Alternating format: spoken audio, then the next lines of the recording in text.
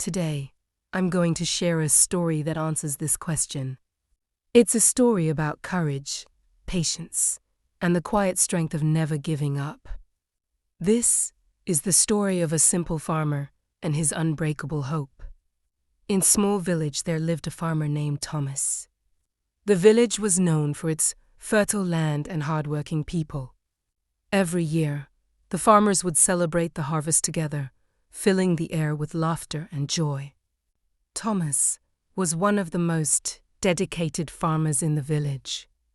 Though he owned only a small piece of land, he treated it with great care. He lived in a modest house with his wife, Mary, and their young son, Daniel. Life was not easy, but it was honest and meaningful. Every morning before sunrise, Thomas would walk to his field. He would gently touch the soil, check the crops, and plan his day's work.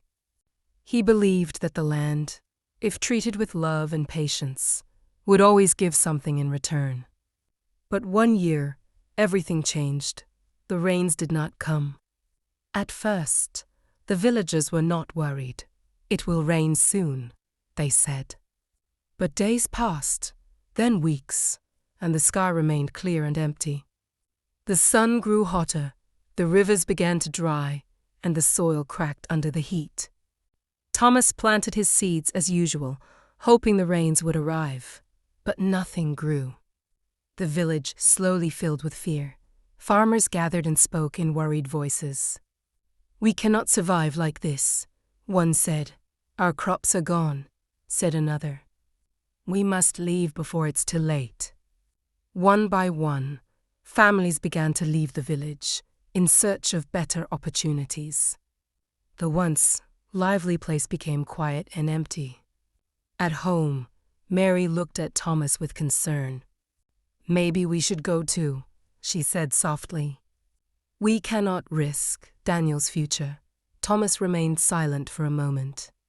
He looked at his dry field, then at his son playing nearby. "I understand," he said gently, "but I want to try a little longer. If we leave now, we lose everything without a fight." The next day, Thomas made a decision that surprised everyone. He picked up a small bucket and walked to a distant well, nearly a mile away. The well had very little water left, and most people had stopped using it. But Thomas filled his bucket and carried it back to his field. Carefully, he poured the water onto a small patch of land. It seemed like a useless effort. The water was too little, the land too dry. But Thomas returned the next day, and the next and the next. Under the burning sun, he continued his routine. His body grew tired, his hands rough and blistered, but his spirit remained strong. The villagers who had not yet left began to mock him. "Why are you wasting your time?" they asked. "Nothing will grow there." Even young Daniel once asked, "Father, why do you keep trying when nothing happens?" Thomas knelt beside him and said, "Because, my son, giving up means there is no chance at all. But if we keep trying, even a small chance can become something big." Weeks passed. The drought showed no mercy. One evening, as Thomas rested under a tree, an old traveler approached him. The man looked wise, with eyes that seemed to understand the world deeply. "Why do you still work on this land?"